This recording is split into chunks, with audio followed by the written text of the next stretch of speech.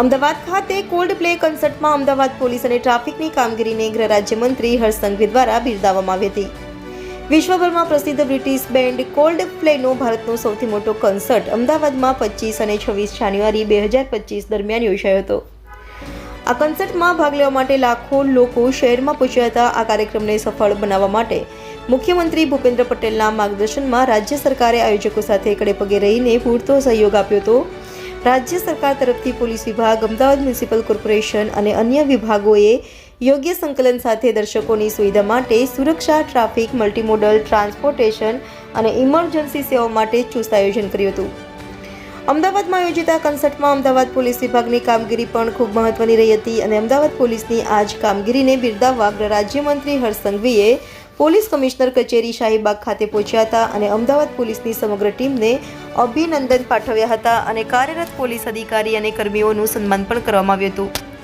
Ahmedabad police commissioner કચેરીમાં આયોજિત પત્રકાર પરિષદમાં police commissioner GS Malik, Ahmedabad શહેરના તમામ ઝોનના DCP, ઉચ્ચ પોલીસ અધિકારીઓ તેમજ પદાધિકારીઓ ઉપસ્થિત રહ્યા હતા. રથયાત્રા સમયે શહેર પોલીસનું સફળ નિયમન, સંકલન અને વ્યવસ્થા તો જોતા જ આવ્યા છીએ, પરંતુ આ વિશ્વના સૌથી મોટા કન્સર્ટ સમયે પણ સંપૂર્ણ સંચાલન સાથે પૂર્ણ કરવા બદલ એકવાર ફરી અમદાવાદ પોલીસ કોઈપણ કાર્યને હેમખેમ સેવા, સુરક્ષા અને શાંતિના ધ્યેય સાથે તેને પાર પાડવામાં સફળ બની છે, જે પ્રત્યેક ગુજરાતીઓ અને ગુજરાત પોલીસ માટે ગર્વની વાત કહી શકાય.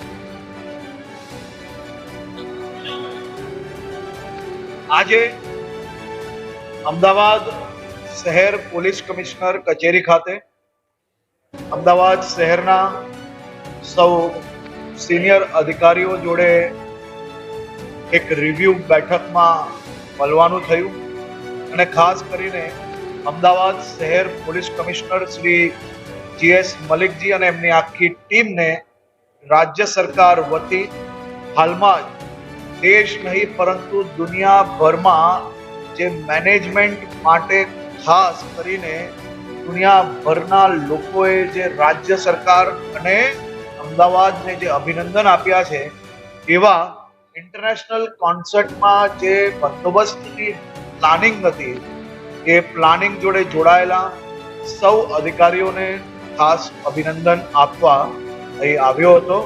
અમદાવાદ શહેર પોલીસ દ્વારા જે વ્યવસ્થાઓ માટેનું પ્લાનિંગ જે બનાવ્યું છે, આ પ્લાનિંગ એ દેશભરના ઇવેન્ટો માટે એક SOP સ્વરૂપે કામ આવે તે પ્રકારનું કામગીરી ટીમ અમદાવાદ દ્વારા કરવામાં આવી છે.